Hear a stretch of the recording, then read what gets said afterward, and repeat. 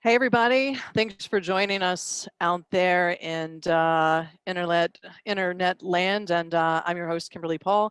I am the host of Death by Design podcast, and I feel very lucky to been asked to moderate this webinar. But before we get started, I wanted to really pay homage to the staff of Reimagine, Brad Wolf, and all of the people who have collectively come together to create this platform for us to engage. And for those of you that don't know a lot about Reimagine, I invite you to go to their website, letsreimagine.org.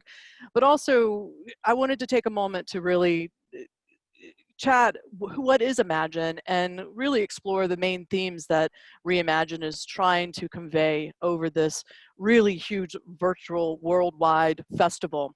And so Reimagine and myself and those who are a part of our panel today, we're proud to announce this worldwide virtual festival on embracing life and facing death and loving fully in the face of COVID-19.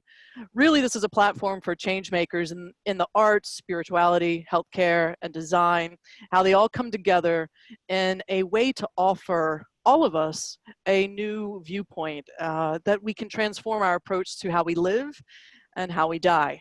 And there are four main themes that Reimagine is really trying to focus on. One is wonder.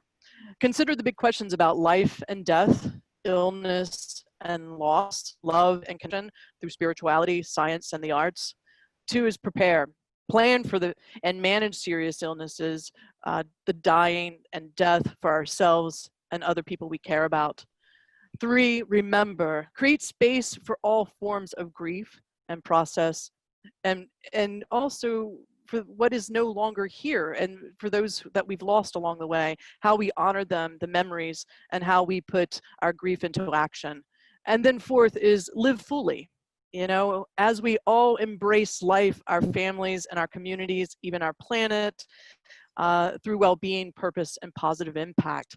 And you have arrived at one of Reimagine's virtual webinars, and it's going to be a panel discussion exploring new roles and supports at end of life and beyond. And I'm really happy to welcome our panelists, Kathy, Arza, Jasmine, and Heather. And before I allow them to take part in their introduction, I just wanted to give everyone sort of a 101 of Zoom and Facebook, because we truly, truly want this to be an interactive webinar where you can participate and ask questions. So if you are on Zoom, you can toggle down at the bottom and you'll see kind of a Q&A. And if you type on that Q&A, it will give you the opportunity to type your questions. We are supported by one of my producers with Death by Design, Jason Andre, behind the scenes, and he's going to make sure that we get your questions. And hopefully we can answer some of those questions as we go along. But there will be time at the end, hopefully, to re-examine and revisit some of those. But don't worry, if we don't get to your question, we will try our best to answer them via email or any way that we can reach out to you guys to make sure that all questions have answers to the best of our ability. So Facebook, you know, I guess you just put it in the chat and in the comment section, and we'll kind of periodically look over at Facebook, and our producer Jason will copy that question and possibly put it in our chat so we can see it as well.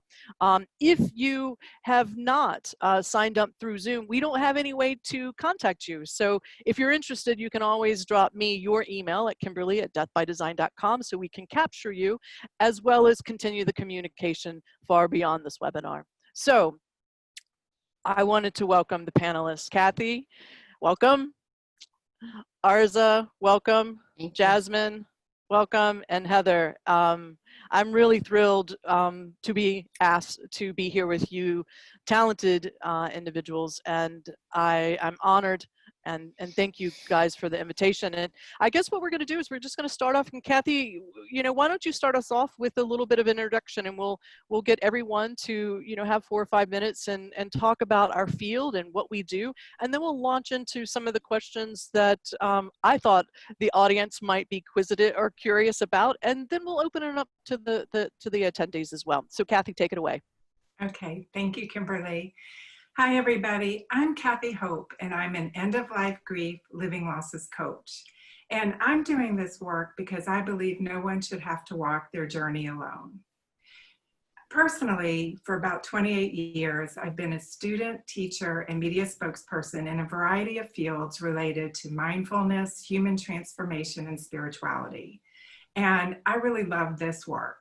And what I've come to understand is that death really is the last stage of personal growth. And in my experience, it's never too late to change. It's never too late to grow. It's never too late to align your inside so that your outside world matches. And really, I often say it's never too late until it's literally too late. Like many people here today in this room, the Zoom room, for a good 10 years before I got trained and certified as an end-of-life coach, there were so many times in my life where I literally was scratching my head saying, why me? So for example, I would get knocks on the door saying, someone is dying, you need to come now. Someone would call me and say, I'm here visiting my mom who's in hospice. My dad just slipped and fell and hit his head. He's on the way to an emergency room. I don't know what to do. I've had several pets, 2 dogs, who I was encouraged to do a natural death. And that left me scratching my head too, because I've always heard, most people are encouraged to euthanize. So also in my personal life, I've had some really amazing teachers. And specifically, one of my dearest, closest friends opened up and let me walk the journey with her over 8 years ago when she was dying of cancer. And I've had a couple other friends, and what I learned from them is that they had tools. They could go inside, they could find their own answers, and they also had tools to communicate it to their support system and their loved ones. On the flip side, in my own life, my dear dad died in April during COVID, and his last year was nothing short of horrible. It was traumatic, and basically he didn't have any of those skills. So I've really come to learn 2 things. Death affects everyone, not just the person dying. And I do think it's reasonable to expect a good end. I do think sometimes people won't have, it'll be more on the horrible. So what I try to do is hold this space for something in between. I think that's very realistic for all of us, and I call that meaningful moments. So I think it's realistic to expect meaningful moments along the whole journey of life and death. Thank you. Wow, Kathy, that was really, really fabulous. And again, thanks for involving me. You were my contact in introducing me to all of these other lovely ladies. But we have met before while I was on the Live Well, Die Well tour. So it's really nice to see you again. Arza, take us away. Hello, everyone. I'm Arza Goldstein, and I'm an end-of-life doula. And let me give you my story in a nutshell. So 22 years ago, I started working in transitional spaces as a birth doula, serving expectant mothers and their families. I really loved the work, but what I really loved about the work was that I was taking chaos, pain, and fear and changing it into confidence, ease, and strength. I did that work for 5 years. And as I grew as a person, I decided that I wanted to professionalize my skill set. And so I chose to go to nursing school. And in nursing school, I had a clinical rotation in hospice. And that would be the next transitional space that I would occupy.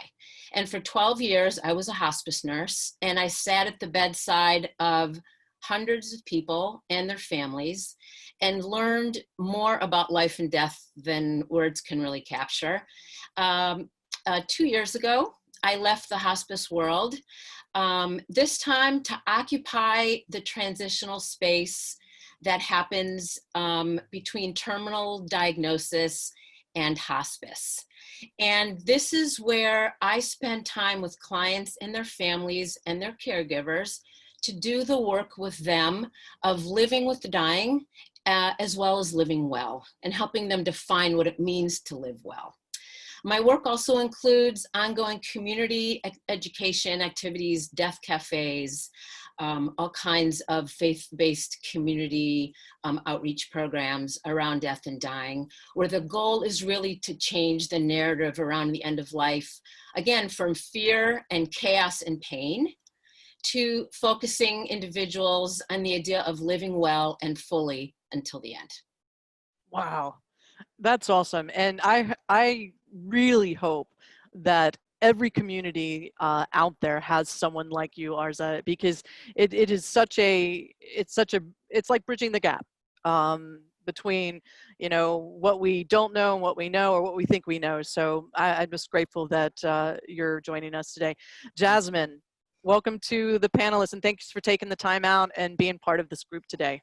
Thank you, Kimberly. Yeah, so I'm Jasmine, and I'm a recovering death phobic.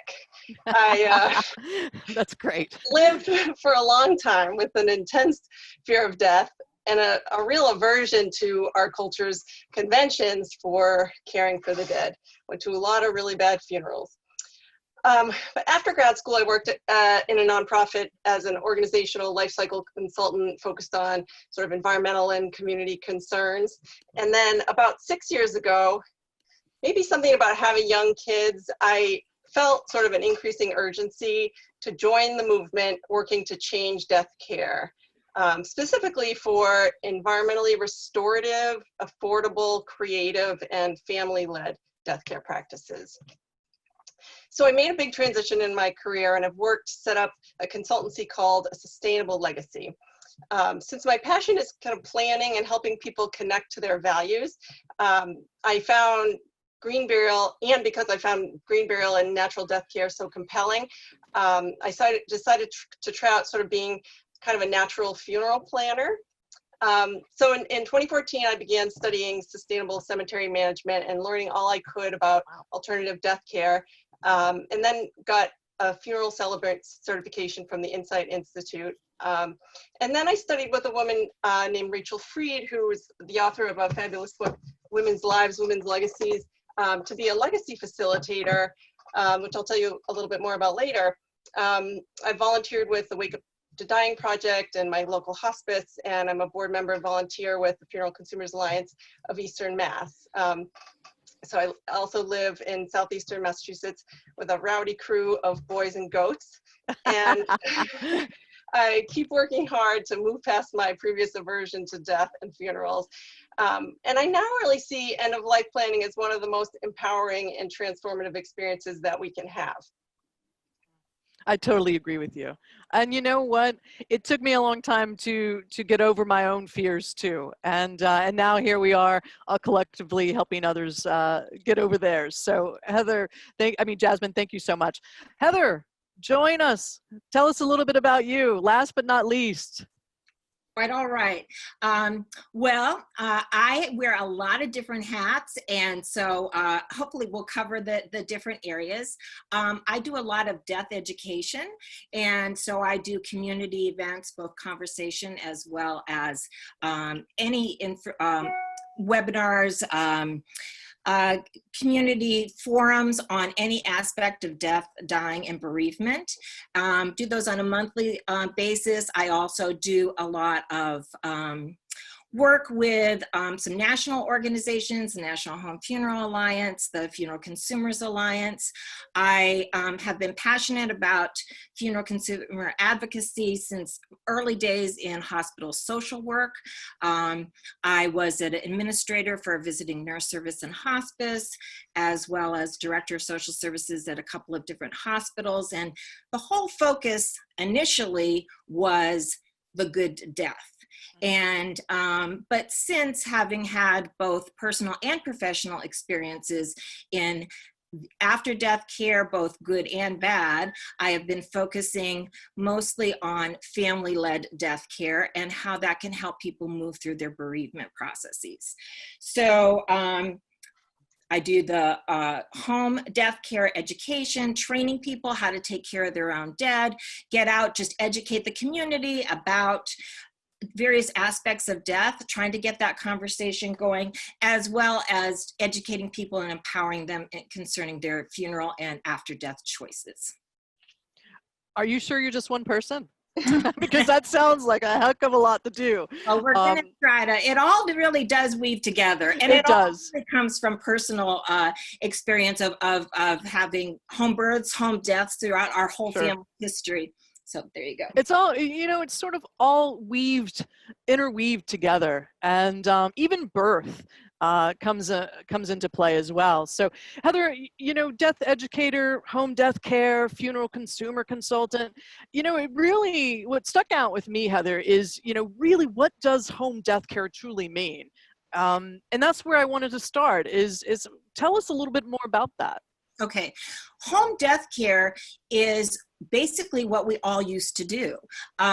About 100 years ago, and even less in some communities, and there are many communities that still practice home death care, we all took care of our own. We laid our loved one out at home.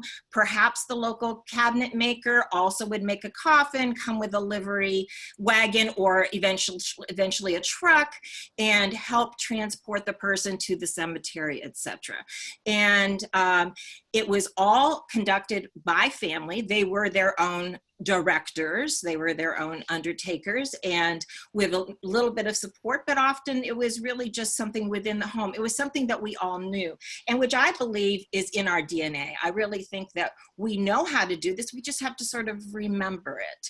And it is about caring for your own at home, acting as your own funeral director, which is legal in all states to care for the body itself, though in 10 states you are required by law to hire somebody, a funeral home, for either transportation, or it depends for each of those individual states, but or some paperwork, etc. But it's about taking control, and it's about advocating for families to have this kind of experience. Folks do it for environmental reasons, religious reasons, spiritual, but it also just gives you that additional time, and it gives you that opportunity to care for your own, to do those last things for your loved one. And it's a wonderful experience for many, and it's something that we just don't hear about. And so I'm trying to encourage folks to learn more about that as a viable option for them. Thank you so much for that explanation. But before, thank you all panelists for joining us today, and of course participants and attendees. We're so excited to be here with you, part of Reimagine. Just remember that you're able to ask questions throughout this webinar, and shoot them in that Q&A. Toggle down at the bottom of your screen if you're on Zoom, put in a question, and our producer Jason is going to get us those, and we might ask them throughout the conversation, or some at the end. So it just depends. But so each one of you, thank you for your time. Thank you for your passion in this field. And I'm really grateful to know you. Jasmine, help our listeners know what a legacy planner actually does within this field of aging and end of life. Sure. So traditionally, legacy planning has been almost exclusively financially focused. Financial advisors, attorneys focused on wills and taxes, or bequests, like an amount of money or property left to someone in a will. Estate planners essentially. But I and some others opt to interpret legacy much more broadly, and I'm seeing more of this in these sorts of conversations. But so it's essentially anything that a person leaves behind to be remembered by. So there are physical, emotional, ethical, reputational, all sorts of dimensions to legacy. I really like thinking of legacy as sort of the connective tissue between the past, the present, and the future. And I love that. When we kind of reflect on the idea of legacy and the unique legacies of our own lives, we're sort of considering our place in sort of the generational rhythm of the world. We're making a connection to something bigger than ourselves, and sort of a desire for meaning that is, I think, kind of fundamental to being a human being. And so this shift away from the sort of the financial focus on material wealth, which I think is only a really small fraction of your legacy, to the bigger picture and how we fit into society and history, I think is really important. And it's kind of like our gift to the generations that follow us, it's like our values rather than our valuables. We're not just passing on trinkets or money, we're passing on so many things to our kids and to society. So there are legacy facilitators that I've trained with, like Rachel Freed, who I mentioned, Oh, wow. who are working with people to tell their life stories or create ethical wills. I'll talk about those a little later. But help people share their gifts or document their family histories and so forth. So that is such important work. And there's this proverb, when an old man dies, a library burns to the ground.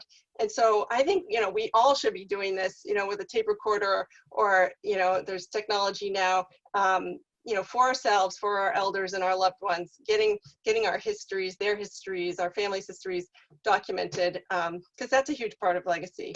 Sure, But, sure. it doesn't exist. So legacy planning doesn't really exist as a specialty. But what I'm trying to do is combine sort of a reflecting component, like who am I, with a planning component, like what do I want for my final chapter, to help people sort of align or kind of get harmony between who they truly are and what they leave to the world, way beyond or completely separate from money. Right. And I think of legacy as, how am I going to be remembered? And it's a chance to have that open conversation, for sure.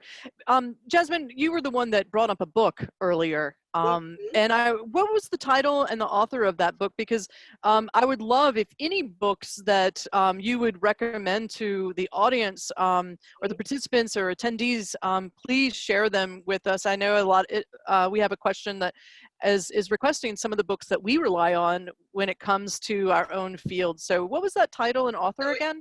It's Rachel Freed. She's in Minneapolis, Women's Lives, Women's Legacies. And there's also a more gender neutral one called Your Legacy Matters. And it'll take you through some very practical exercises in particularly leaving legacy letters, which are concise, beautifully put.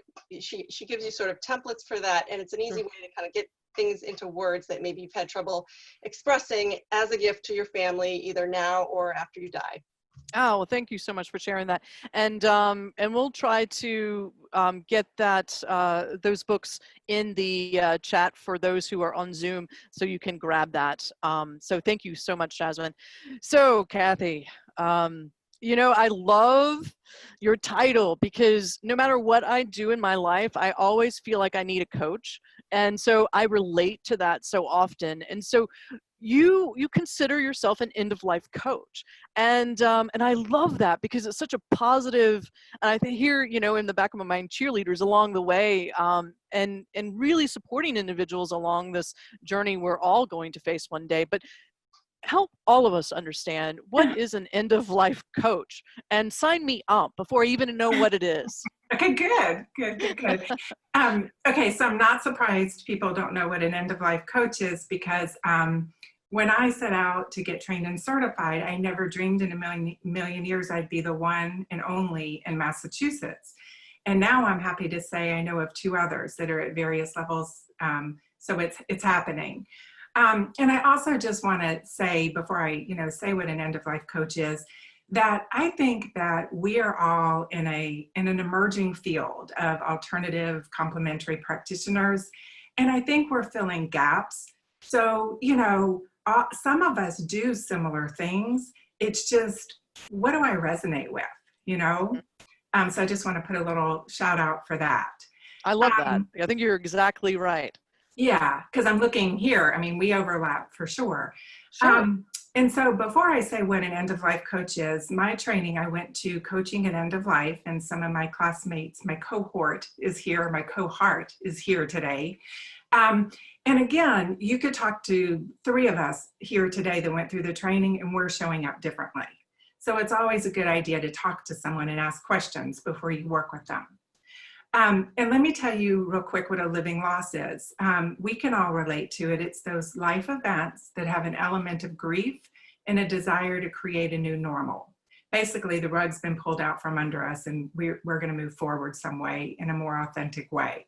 Could be divorce, it could be retirement, it could be job loss. Okay, what is an end-of-life coach? So really the best way to describe it is, it's a process. It's a process of being with people that are dying, people that are grieving. The first thing we want to do is create a sense of safety, confidentiality. And the reason we're doing that is we want people to be able to have a place to go that they don't have to censor themselves.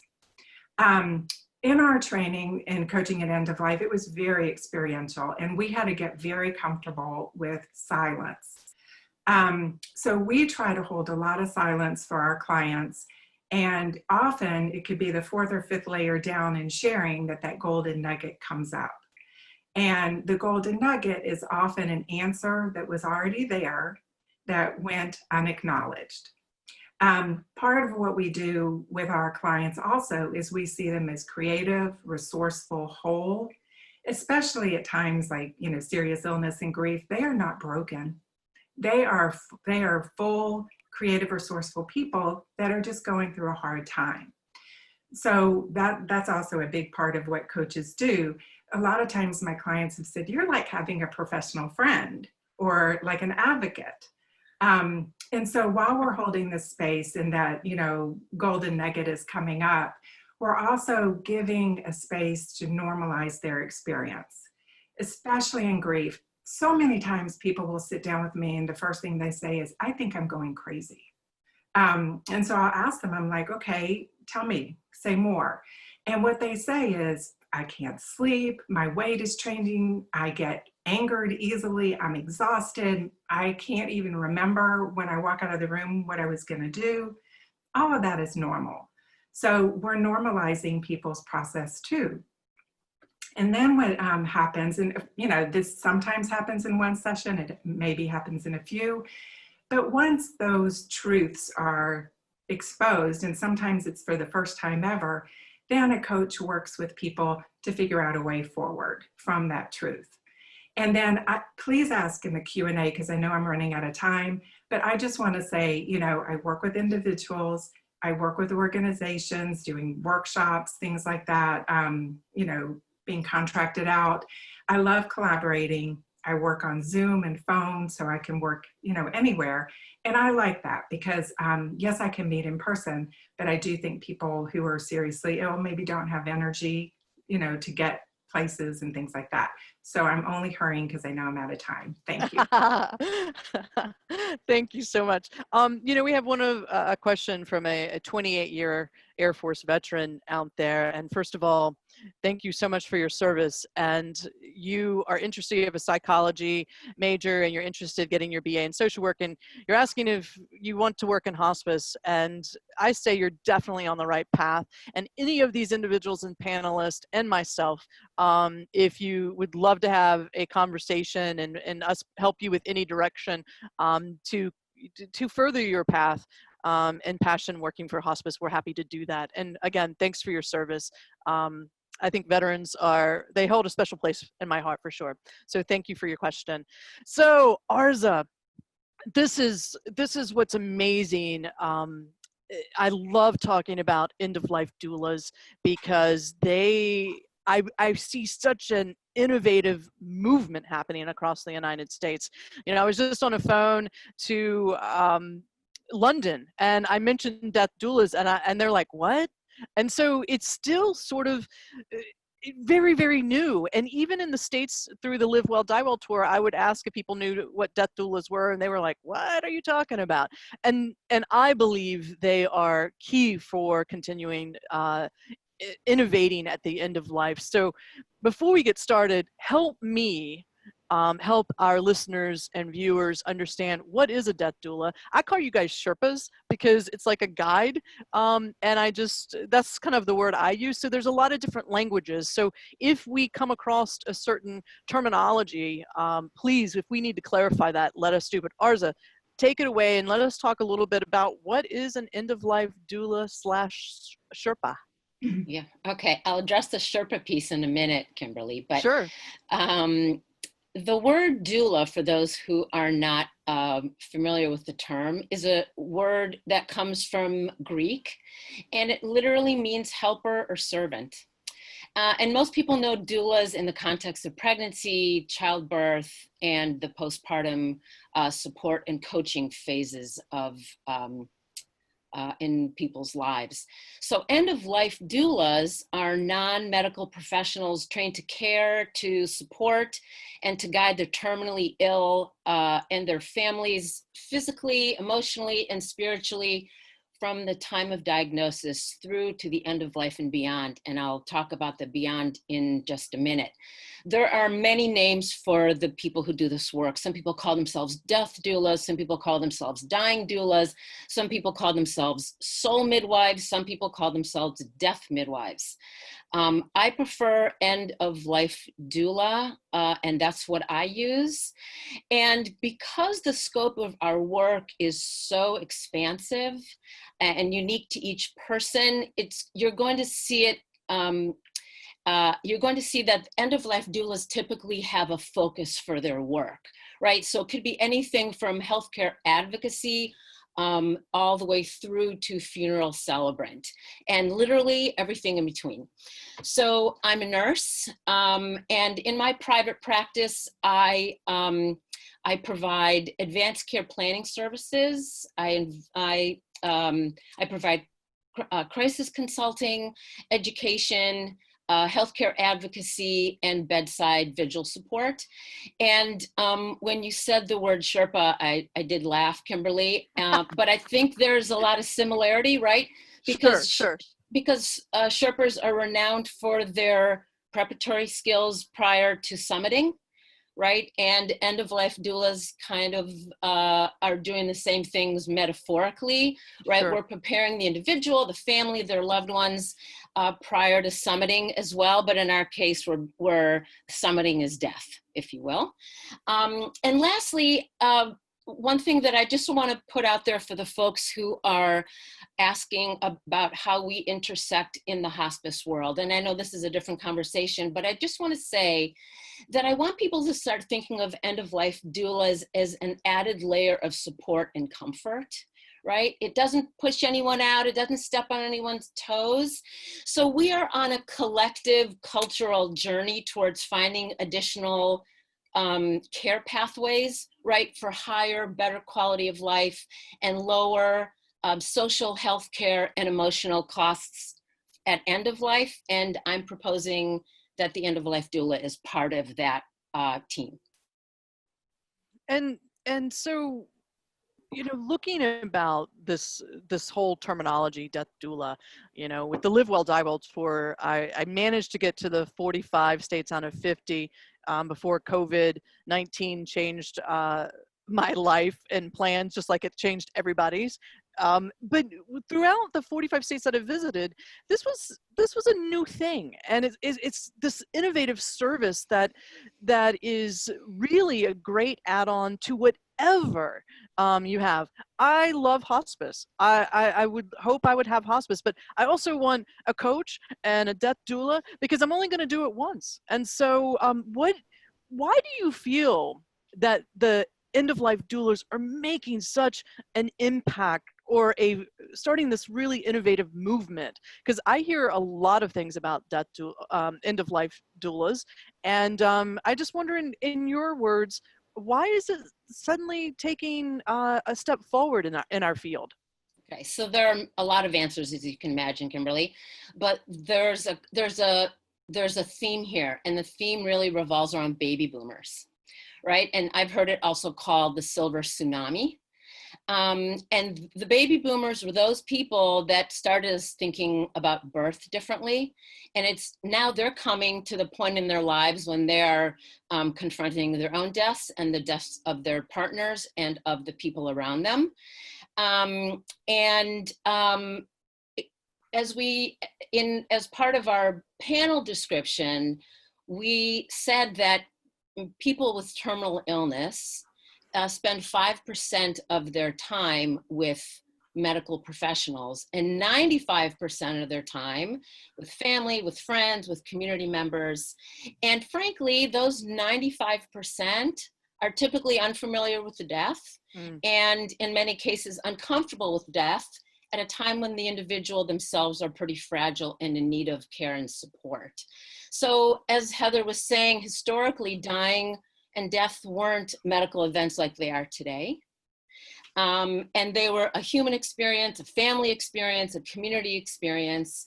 And in addition, we have social, demographic, and economic, as well as medical realities that have created tremendous gaps, right, in the care of the individual living with serious illness. And as you said earlier, Kimberly, it's the end-of-life doula that can bridge those gaps. And that's where we do our work, right? We do the work in the gaps, and we fill the gaps with time, with advocacy, and with service. I love that. I love this end of life doula movement. We have a question. What's the difference between an end of life doula and an end of life coach? So Kathy and Arza, do you mind kind of addressing that, since we kind of heard you guys back to back a little bit? Yeah. Kathy, you want to go for it first, and Arza, you can follow up. Sure. So again, I'm just going to say what I said before. There are a lot of similarities, and sometimes it just boils down to what a person is, who they're comfortable with. But some of the differences, and Arza and I have done a lot of presentations together. So, some of the things that we've talked about in terms of differences. So for example, bedside vigil. I will definitely do bedside vigil, but I'm more comfortable if I already have a connection or a relationship. So I've either coached them, or maybe I've coached the caregiver, and there's some kind of connection. So that's a really big one. Another difference that we have is hands-on. A coach is not going to ever presume we know what the answer is, and people decide how they move forward. And oftentimes if someone said they wanted someone to do bedside vigil, I might refer them. So we would work together. So those are two big differences that I could think of. Yeah, I would say that Kathy captured the biggest piece of it. I think we have a lot of overlap. I could definitely call myself an end of life coach, and I think that the intersections are many. But again, I think it's the individual specifically what they focus on, and the work that they're comfortable doing. Yeah, and this is the thing, is what we tend to call what we do might be specific to us specifically. Exactly. Because I've heard end of life specialist, end of life doulas, Sherpas, end of life coach. Consultant. Yeah, consultant. Right. So Right. there's just a lot of terminology, and I believe, like Kathy and Arza just mentioned, that there is some crossover, and it's just doing a little bit of homework of who's the best fit for you. So thank you guys for that explanation. So Jasmine, I love this whole legacy stuff. I just watched Hamilton on Disney, and every time I hear legacy, I think of that final song they sing in Hamilton of who's going to tell your story. And to me, that has been really an important thing when it came to planning, as even how I live my life, is how am I going to be remembered? And so I really am intrigued by your role. So how do we make end of life transitions more meaningful? People do think paperwork, and I feel like color, like what songs are we going to be playing when I go out of this world, and things like that. So expand on how we can put a lot of things that don't end up in paperwork. We can communicate them that can make our experience really, really personal. Like that. Well, I mean, death doulas and chaplains and others are truly the experts in sort of imbibing meaning into those final days. But specifically in relation to legacy, I have a few thoughts. So dying in our culture is often experienced as disempowerment, and providing an opportunity to kind of define our lives and choose what happens immediately after our death can be kind of a key kind of counterbalance that empowers us as we approach death. A funeral that's kind of boilerplate and at odds with our values doesn't honor us or the person or their loved ones. And that's so often how it's done, or we avoid a funeral altogether. So if we can make things more meaningful by connecting to something bigger than and more enduring than ourselves, And for some people that's religion. For others, it's a kind of set of ethical guideposts or a contribution to a greater good. But, you know, this connection to legacy makes our lives, and not just our deaths, but our lives and our memories meaningful. And whether through work or family or community, we all have an opportunity to leave a kind of one-of-a-kind mark on the world. We want to be remembered fondly. We want to feel immortal, like part of us is going to live forever. We want to feel like we matter. So we are kind of creating and perpetuating society through legacy. And we have to consider the kind of society we're building if we don't leave a positive legacy. So, you know, there is a bigger social theme here. And, you know, what are we going to do that's going to outlast our time on Earth?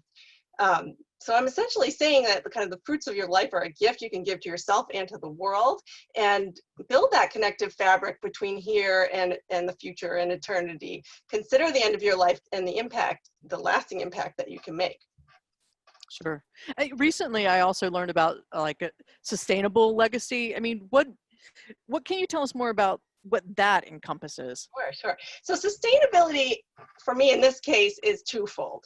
It meaning lasting and also sustainable in the sense of being environmentally sustainable, something that can continue indefinitely without damaging the planet, like many conventional modern burial practices do. There's a way that we last in the hearts and minds of others, sort of our emotional or cultural legacy, you know, kind of related to what I was just saying, kind of that impact we make during our lifetime, you know, capturing some kind of aspect of our unique presence and preserving it for the benefit of those who follow us.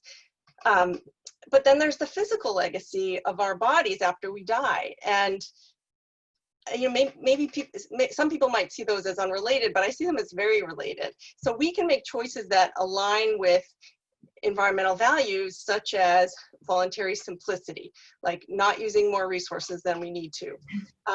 Conservation, like not wasting, but also protecting land for nature. And even though, you know, I love the most is sort of this idea of nutrient cycling. So returning all of the valuable components of our bodies back to the soil so they can be recycled in nature. And I find that these ideas are really powerful for people, that this idea of like feeding new life, becoming part of the earth, that can be a legacy. And Sure. People want to know how they can make that happen. And that's where sort of being a sustainable legacy planner comes in, because it's not automatic or easy. You have to do some careful planning and communicating ahead of time so your family can follow your wishes. And rather than kind of like being pulled along by the well-greased path of the funeral industry. So if they don't know what you want and how to get that done, it's not going to happen. So Sure. That's why planning ahead, you know, with someone who has some resources and experience can be really helpful. And then there's, you know, all these new and creative ways emerging for different kinds of disposition, like mushroom burial shrouds and recompose, which is kind of like breaking down the body into soil inside a aerated capsule. You know, people need help navigating those options as they become available. And then there's kind of the ancient ways. There's natural burial, there's burial at sea. So to me, sustainable legacy is all these pieces. It's kind of a family-directed, environmentally replenishing, emotionally restorative funeral that reflects the values of the person being celebrated and nurtures life through sort of these biophysical and emotional legacies. Sure. And I mean, it could even expand to like organ donation and body donation to medical schools can be part of that legacy as well. Absolutely. Well, you know, we've chatted with each of you, and it's really exciting, and we're getting some questions, and of course, with any field, you're thinking certification. Where are these people getting their training, and are some of these people nurses, or some of these people, you know, medical background, or were they just born with this much compassion to make a difference in the end of life of people who are dying? So, you know, can we talk? And of course we can start off with Heather, if you wanted to start a little bit off with, talk a little bit about certification and training, and then I'd like each one of you to have a moment to contribute to that.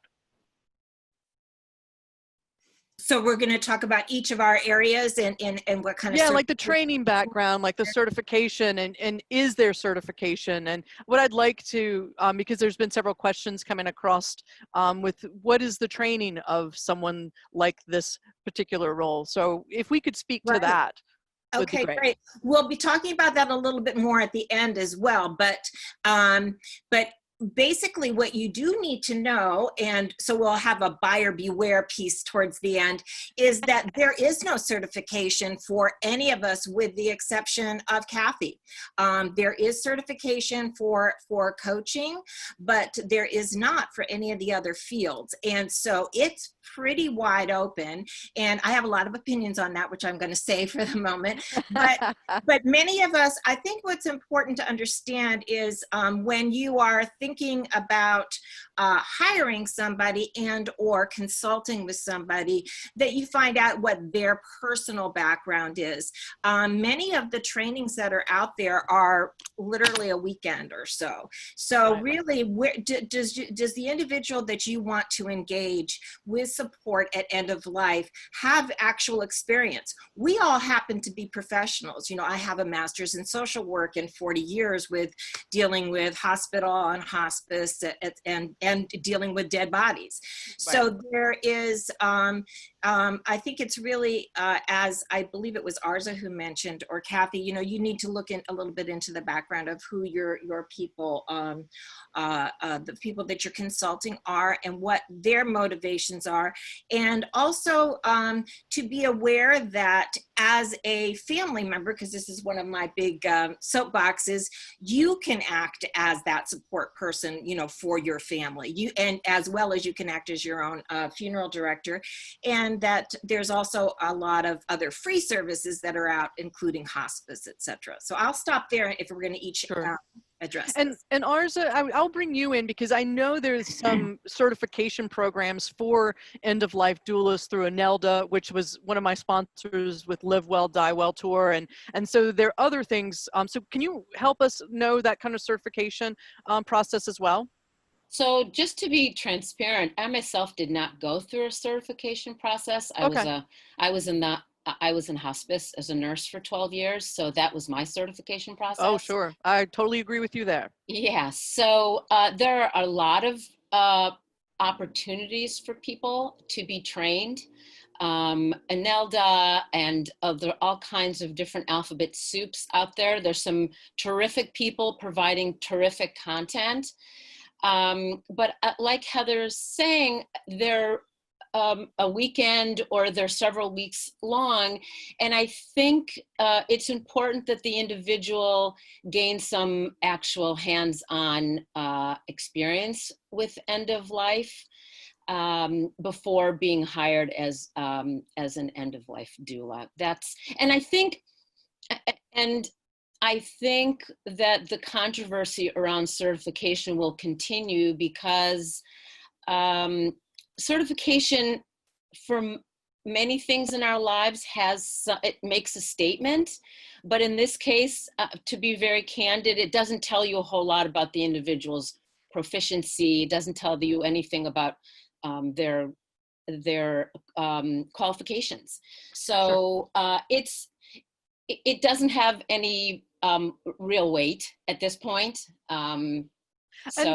And my comment is, you know, hospices and them being regulated, they tend to be over-regulated, where there's not a lot of rubber band and flexibility when it comes to a service conforming to patients and families as they face this death experience and life without this loved one. So it's a double-edged sword to me too. And Jasmine, Kathy, did anyone else want to like contribute to that certification question?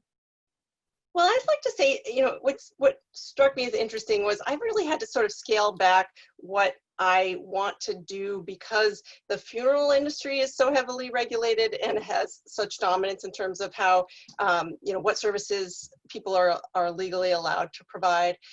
So, you know, I envisioned this originally as sort of being an alternative funeral provider, but that is certainly in Massachusetts nowhere near to a legal option. So, you know, we can't provide hands-on care and charge for that. We can't provide transportation. All those things are currently only to be provided by a licensed funeral director. And there's certainly no licensing in the kind of services that I'm looking to offer. But let's also be aware that there's many individuals out there doing, you know, making their own decisions, whether it's a friend of mine just popped in my head about her grandmother wanted to be buried in New England, and they didn't know how to get the body there. And, you know, speaking of an RV, they rented an RV and took her there. And I'm sure they broke a lot of laws, but they got her there and they got what they needed. And so there's what I'm trying to say is that there are people out there doing certain things that we don't know about. And I believe that you guys tend to be the resource that can help kind of navigate through those items to really meet the patient and the family where they're at. Heather, let's go back to you. When it comes to, you know, what is a natural death care and how does it differ from, you know, conventional commercial death care? And you're going to have to explain, you know, versus natural versus commercial. That's a little confusing to me. So help us out. Great. Okay. So natural care of the body versus conventional. So when we're talking about how the body is prepared, how it is preserved, how it's presented, and also what the disposition is. So, you know, starting out from the beginning, when a body is cared for naturally in a home setting, for instance, it is washed with natural products, and the use of essential oil is incorporated to help preserve the body. And the preservation process is essentially refrigeration. It's using either Techni-ice sheets or dry ice, or in some instances, depending on your location and the time of year, you could use a 3-season porch to keep your person cold, or turn on air conditioning in the room, you know, very high for a short period of time for preserving a body. Versus in a conventional commercial approach to it, it is using chemicals to disinfect the body initially. It is embalming the body, injecting chemicals into the body to preserve it. And by the way, I just want to note that there are no laws requiring embalming. It's sort of conventional wisdom that is a necessary thing, or it's something like in ancient Egypt. It's actually only designed to hold the body until it's in the ground. And that is, or wherever it's ultimately going. And that can be done very easily by simply cooling the body. That also retards the decomposition of the body. And the best part of all of this is that family members can do this. You don't have to hire a professional in order to care for the body yourself. And it is also obviously goes into disposition as well. So that I think that you wanted to talk about green burial a little bit. Green burial. Yeah, let me ask you this, Heather, before we go into green burial. You know, I hear my grandmother in my ear, because she, as a child, they had what you described as a natural death care. They washed the body, they had the funeral right in the farmhouse, and she chose not to do that because as a child she grew up with that. So it sounds like we're coming full circle. Do you agree? Oh, coming full circle in terms of returning to this kind of a home-based approach.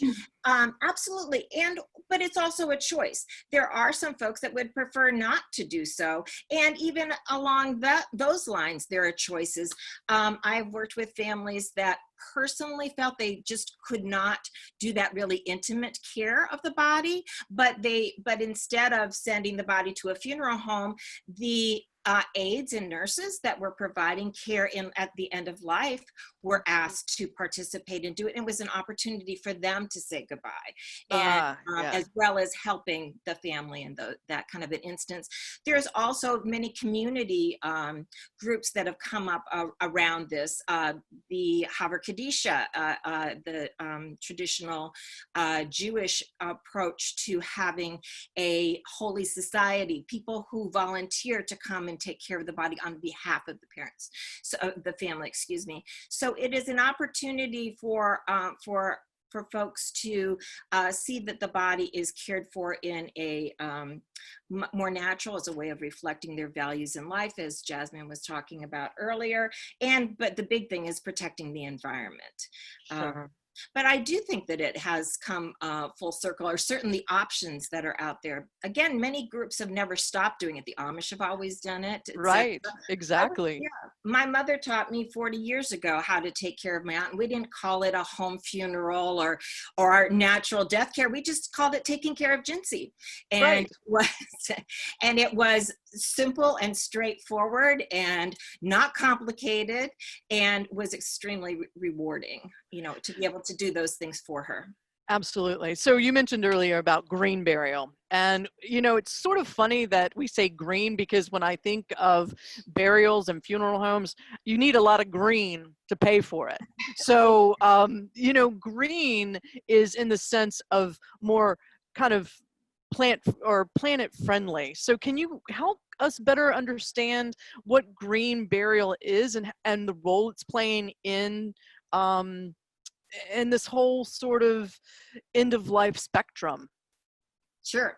So one of my favorite quotes is from Josh Slocum, who's the executive director of the Funeral Consumers Alliance. He says, so green burial is what we all used to call burial. So, you know, you have a body, you dig a hole and put them in the ground. But to really kind of break that down a little bit more, so it starts with the care of the body. So again, there are not chemicals used either in preparing the body or preserving the body. It is, if it is dressed, if you are dressing your person, they would be in natural fiber clothing, things that would be biodegradable. A lot of folks choose to shroud a body, and in many green burial or natural cemeteries, or cemeteries that have natural burial plots, you are allowed to actually bury your loved one in a shroud, as opposed to even having to get a coffin. But so how the body is encased, there are a lot of containers that are made out of anything from the traditional plain pine box to let's see, maybe got a little moment here. Hey, I get it. And I mean, just even laying the body just right in the ground. I spent some time on the farm community in Tennessee, and they actually made pine boxes from the wood they cut, and put their community member, and the children would come to the casket and write and decorate it with what they remembered of their friend. And it was such an intimate sort of process. It was really amazing to hear how they did that. Right. So bamboo, banana leaf, wicker. I even heard of water. Have you heard of the water too? Oh, water cremation, you mean? Yeah. Yeah, so we can do it. So green burial versus any green disposition. So just finishing up with green burial, and then let's go into that, because that's a really fascinating and viable option in a number of states now. But once the body is prepared and is in some kind of encasement, whether that is the shroud or a biodegradable container, it's placed in the ground, but usually at like 3 to 4 feet as opposed to the 6 feet. One is because you do not use a vault. So there are not concrete or plastic vaults around the container or the body, and also so that the body can return to the earth more quickly in that more shallow of a grave. So and I wanted to mention Grave Matters is sort of the classic book having to do anything to do with green burial. So water cremation is actually it has a lot of different names. Aqua Cremation. It is a process of using warm water and alkaline to reduce the body to ashes. Well, it reduces the body to bone, which then can be turned into ashes with a cremulator, which is exactly what happens with flame cremation. So after flame cremation or aqua cremation, you have just the bones left. They are processed and returned to the family for what we consider conventionally to be called ashes. And that uses a lot less energy, and it appeals to a lot of people to be able to have their body processed in that way, as opposed to conventional flame. I just love choices. Give me choices, and that's what I love, is choices. So I really appreciate that explanation, and I believe that we're going to continue to see evolution and more options as we move forward, and as the baby boomers make their way through the aging process as well as the dying process. So thank you so much, Heather. So Kathy, with coaching, what have you found in the area that individuals are needing assistance and understanding? Because, I've been in hospice for many years, and it's crazy what people think they know and they don't know until it's too late. And then it's too late to even begin to re-educate themselves because their loved one died and they can't redo that. So help us understand that. Okay, so I do think that when it comes to dying, there's a lot of objective topics. What are my choices? What are some other ways I can look at this topic?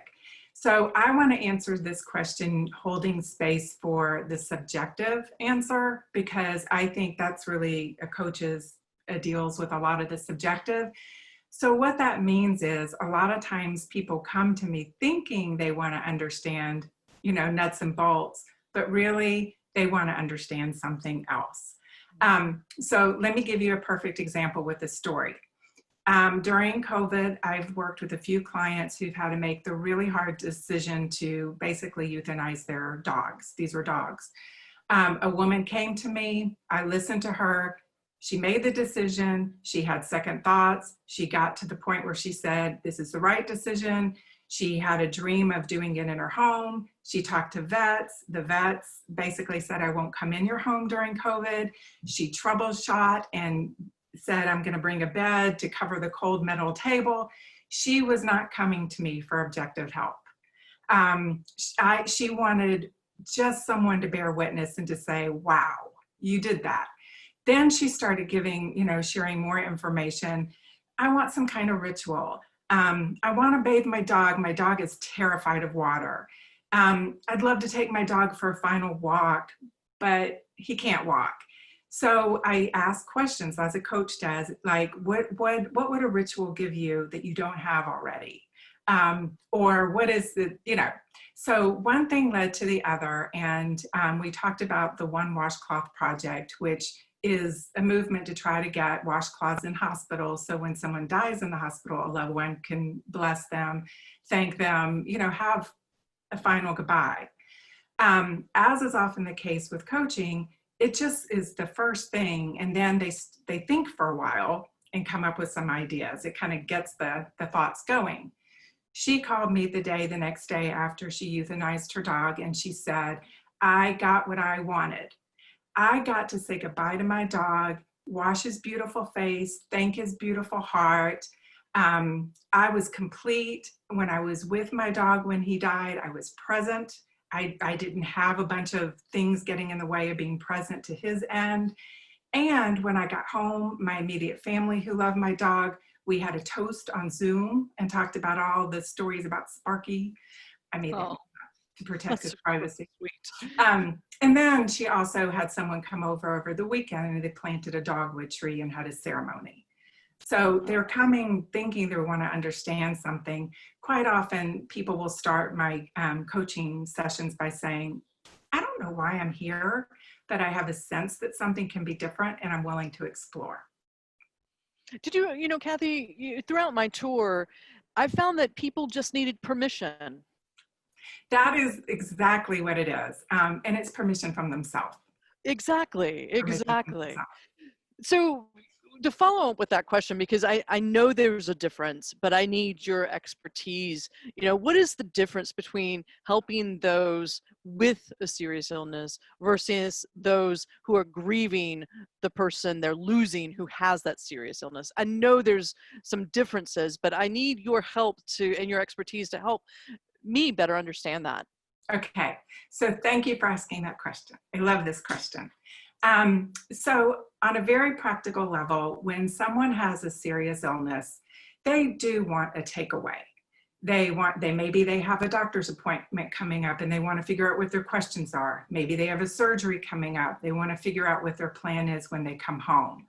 So that is definitely part of working with serious illness. When it comes to working with people who are grieving, the last thing they want in the very beginning is a takeaway. They don't even have the bandwidth to think about what their next step is, let alone, how I can support them. That's just what the value is for a person who's grieving is, like we talked about before, normalizing the process. Sometimes they're talking and I'll say something like that, complicated grief or disenfranchised grief or anticipatory grief. And just by naming it, they're like, whoa, that's a thing? It's a relief. So that's a big, huge difference. But I want to use the rest of my time to basically call out an elephant in the room. It's a one-word elephant called COVID-19. And instead of calling it an elephant, I want to call it an ambassador, because COVID-19, I would venture to guess most of us in this room have had something taken away from us. I know people who, want to get married. They can't even plan a wedding date. So dreams are being taken away from us. Jobs are being taken away. Graduations. People have died in the hospital alone. So what a great ambassador. My prayer and hope is that COVID will teach us how to get grief out of the closet. People do not talk about grief in this culture.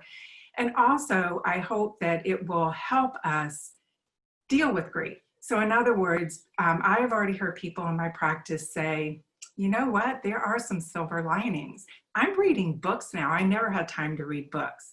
Another woman told me they travel every summer. She's secretly happy she could stay home, and she's planting vegetables for the first time.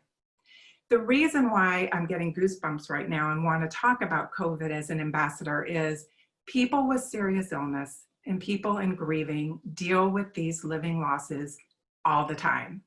So for example, people have, swallowing issues or digestive issues. They can no longer eat solid food. That is a huge loss. Something was taken away from them. They can't even socialize the way they normally do. I'll give another quick story of a woman I dealt with, and I deal with several people that have the same story. They're a caregiver. Their mother, it was their best friend. I always, went to my mom for advice. My mom now has Alzheimer's. She's in the late stage. I have lost that person. She is no longer available. So the message, if I can say one message that people can walk away with today, it's by dealing with that grief head on and by feeling it and honoring it and not pushing it aside, we all get to another point and we can show up differently. So like this woman, she reported back, she said, once I let go, I found other people for medical advice. We got my mom in a home. Now my interactions with my mom are meaningful. I watch TV and I hold her hand. When she talks to me, it's never linear. It's here, it's there. And she said, I can follow and talk to her, and it doesn't matter because I don't need her to tell me which doctor to call. I'm just with her. So for simplification purposes, it helps us. Grief can help us move to a human being instead of a human doing. It basically is painful, but if we can get to the other side, we can create something meaningful and something authentic. Oh, wow. I love that. I love that. And I've seen so many examples in the last 20 years of people so frantic trying to dot all the I's and cross all the T's that they forgot to be present with their mom until after the fact, and it's too late, and it weighs on them. So I appreciate that explanation a lot. and here's another elephant in the room that I like to call, because I always get asked, well, what does this cost? Is insurance going to be a part of this process? And Arza, I want to start with you, but I also want to give the rest of you an opportunity, because we are doing this. This is our field of expertise. And so start off, Arza, what is does death doulas, does it cost anything? So I'll start the conversation by saying that there is no one size fits all, right? Like with most things. And that compensation covers a wide range and can depend on a lot of variables. For example, where the individual or the doula live, what the client's needs are, and how the individual person doula practices. So I, for example, have an hourly consulting rate, right? If somebody just wants to send me an email, I had someone send me an email with some questions, answered the questions, charged them an hourly rate. That was something that he was comfortable doing. The other thing that I offer is a monthly retainer. So people hire me for the month and we have agreements between us. And the other thing that I offer is bedside vigil support packages. A lot of people who do end of life work are doing the active dying phase. So they are really very integral in the bedside vigil part of dying, and I am as well. And the other option for compensation is two things. Some end-of-life doulas are now working within the hospice organizations, and they're salaried employees. And there are some end-of-life doulas who do this voluntarily. So it really runs the gamut. Sure. I will concur with you on that. Any Kathy, Jasmine, Heather want to chime in to add to what Arza has to say? I'll just say that, personally, I offer, one-on-one, but I also offer discounted packages and a sliding scale. And then I do a lot of workshops. And, in particular, there's one, it's based on the book. I know people have been asking for books, The 5 Invitations. It's a meaningful conversation group. So, we walk through that book together. And so things like that people like, because they can be several people splitting the expense of the experience. So I try to be creative, but Well, we're all of us here, this unique and expertise panel that we've collected or gathered here today. We're in it for our heart, and I know that we all have to have some compensation, but I know that all of you have done things and provided advice free of charge, but we have to understand that none of these services are falling under that kind of insurance or regulations when it comes to Medicare. And I guess I'll go back to you, Arza. Death doulas, but do you see death doulas becoming part of this over-regulated, underfunded Medicare system? So this is a whole conversation. This is an hour-long conversation for me, but I will condense it for you, Kimberly. So of course I don't have a crystal ball, but I can look at some social and cultural trends to try to make an intelligent guess on when and if end-of-life doulas will become insured and part of the ecosystem of providers for end-of-life care. And to talk about Medicare specifically, I worked under Medicare as a hospice nurse, and like you, I'm a big fan of hospice, but I can't say with all of what's going on with Medicare and the cost of care at the end of life that Medicare will be able to pay end-of-life doulas, certainly not in my lifetime. But I do know, however, that the end-of-life doula content is entering some volunteer, into the curriculum of volunteer programs for the hospice services of some organizations that I know. But Kimberly, can I dream out loud with you for just a few minutes about some things I'd love to see come to pass? And this isn't my exhaustive list, but it's 2 things, and not in any particular order. But I just want to say that if Medicare, so Medicare, for those of us who are not so fluent in insurance, is for people who are 65 years of age or older. And basically Medicare does many, many good and important things, but is broke, to use just kind of one word. So what I would fantasize about is that private insurers who have more money for all kinds of reasons provide end-of-life doulas for patients and their families, for people 65 years of age and younger, to help these individuals, to help their families, to bring down the cost of healthcare while addressing the very unique needs of younger folks living with all kinds of difficult illnesses. I'd like to report that happily, birth doulas are now being paid for by some private insurances, and this wasn't even on the table 10 or 15 years ago, so that's a sign of progress. The other thing that's really important, and in a similar vein, is that some private insurance providers are allowing younger patients, 65 and under, to receive chemotherapy while receiving hospice services. So the individual goes into chemo, is having the chemotherapy that they want, and then having home-based hospice and the full hospice team at their side to provide them the social worker, they provide them the chaplain, and they provide them the nuanced support and symptom management care of the medical director. I had a client recently who had both. She was younger, she had private insurance, she had a partner who was dealing with caring for her as well as a toddler, and they had the full team on board. So it wasn't perfect, because nothing is, but that is definitely something that I think is the gold standard, is hospice and chemotherapy. That's one. 2, very quickly, the second one is that an end-of-life doula becomes part of oncology or the palliative care team, meeting with patients to discuss values, goals, and preferences from the first visit forward.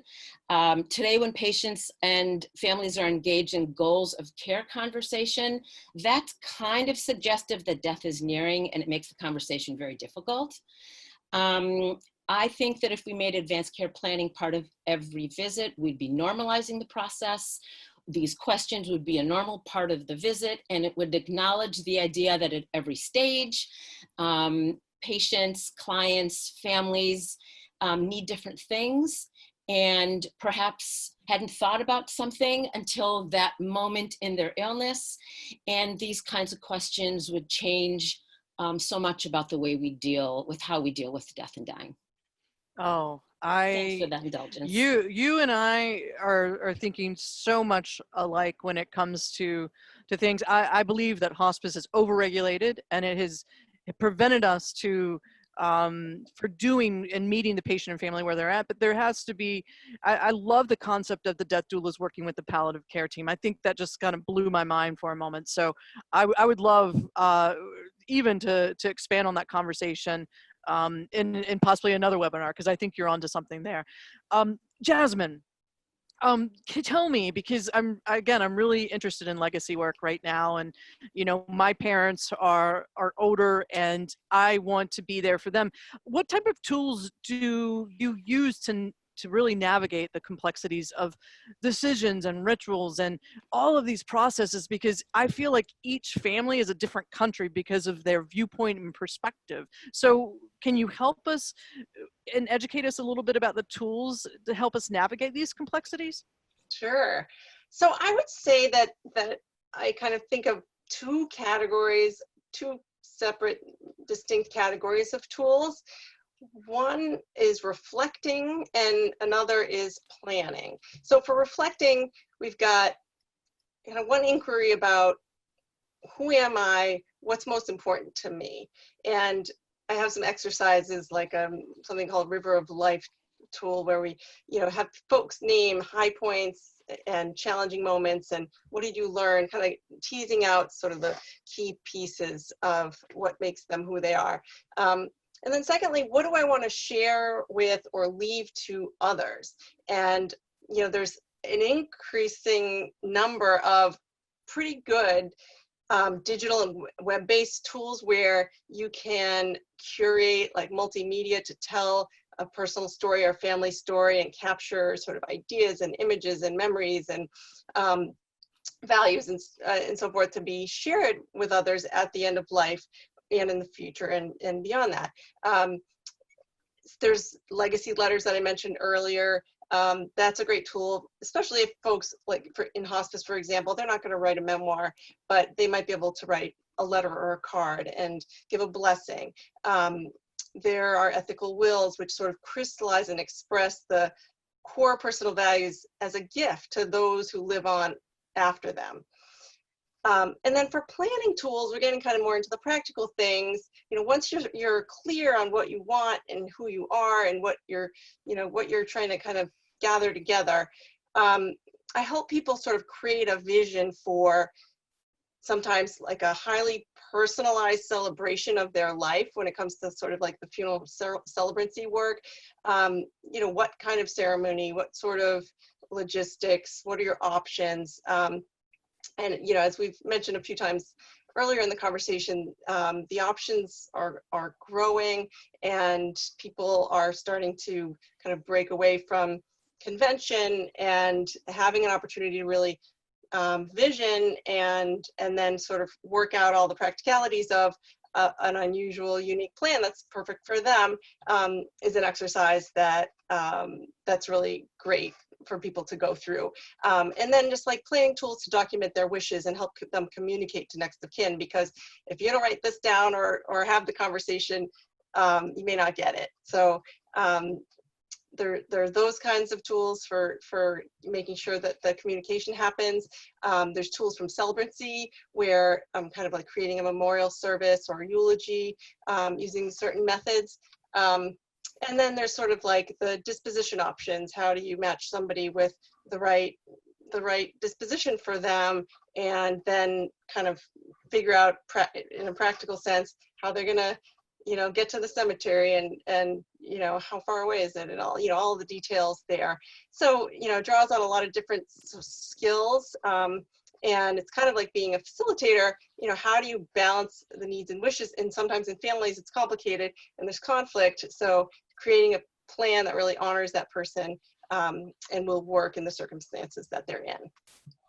That's awesome. That really, I just can't wait to even, I'm sure my dad's going to be shocked because I'm going to be like, what's the legacy work? And he's like, oh, here we go. Because he's always, I feel that I just want to celebrate my loved ones the way they want to be remembered. And it's very important for me.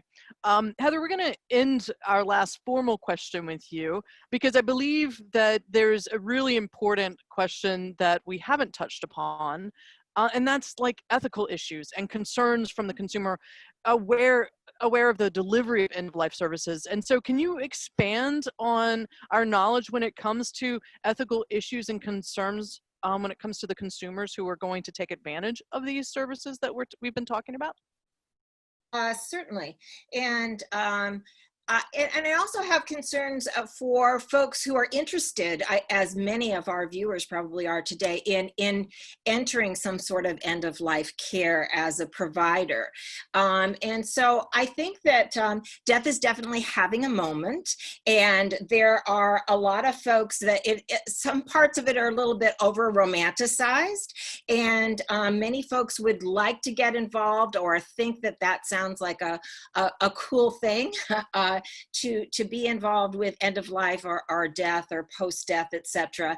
And that is actually driving a whole variety of trainings that are out there. And as I touched on earlier, some of them are, very few have any actual certification versus certificates, and that's a huge key. Again, the Coaches are the only ones that actually have certification. And there is a huge variety of actual depth to some of these programs.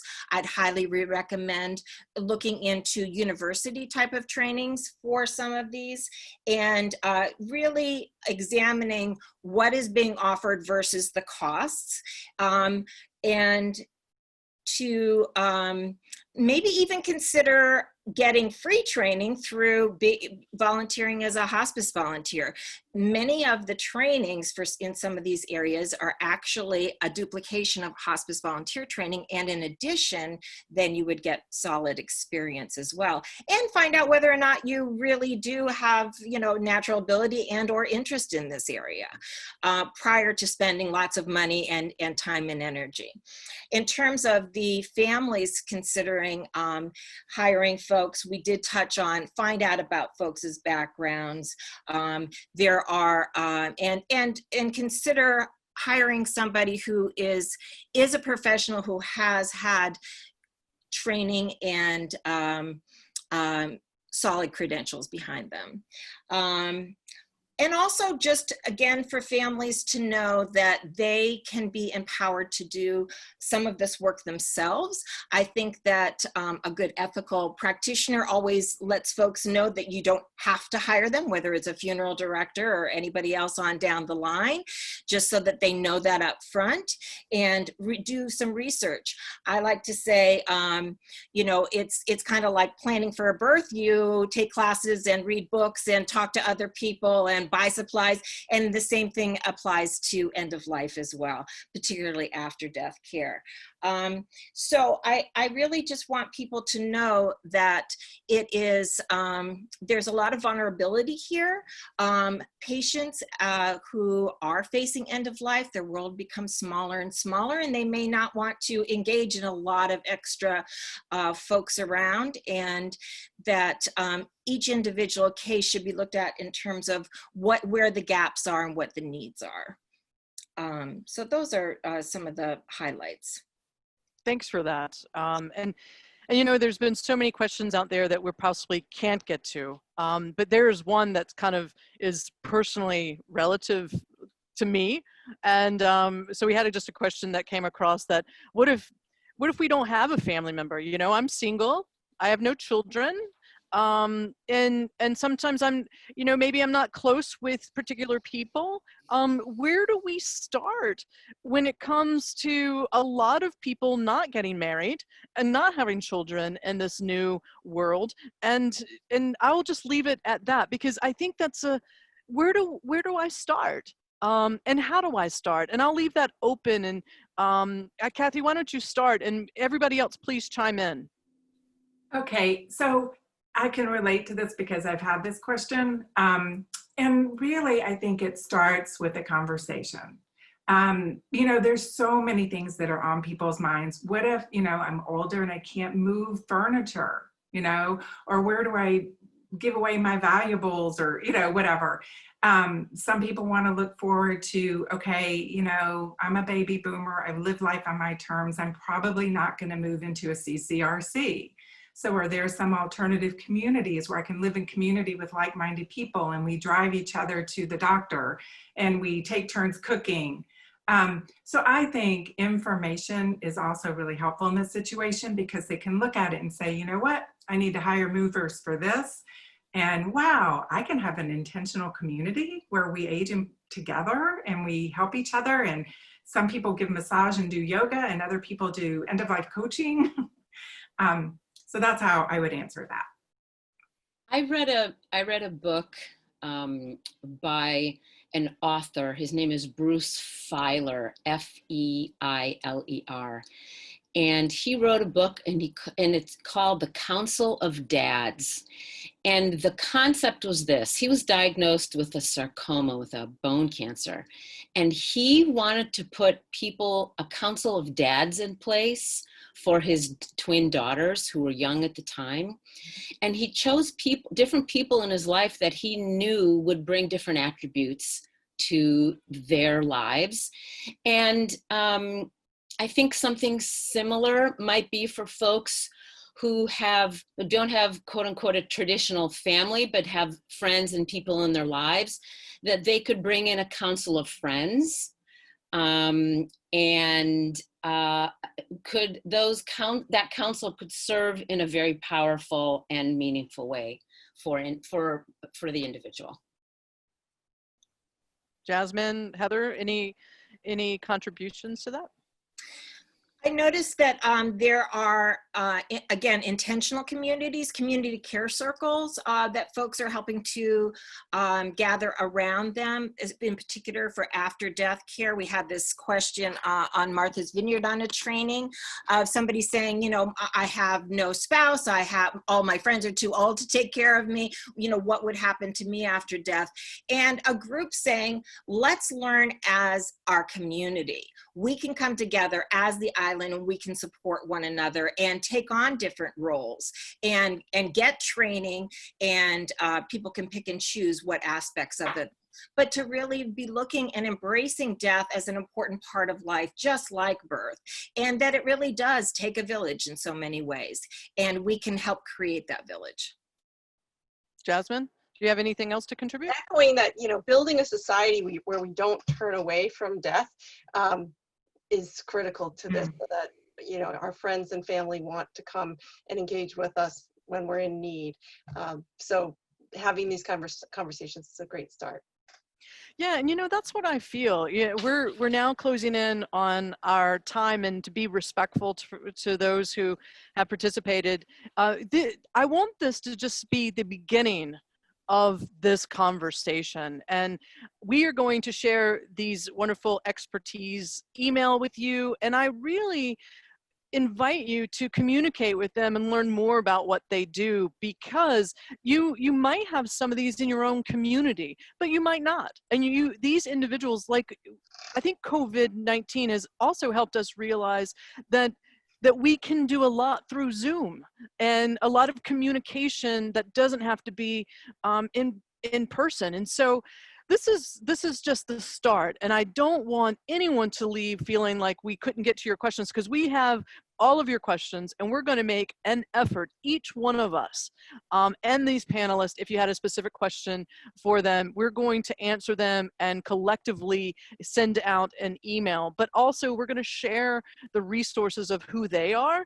And of course, you always have me, because I know these ladies, and I'm happy to, you know, forward information to them if there's a question that we did not answer. But we hope to wrap up in a really nice package some of these questions, because if one person is asking them, I'm sure everyone might need to know or feel like they have that question too.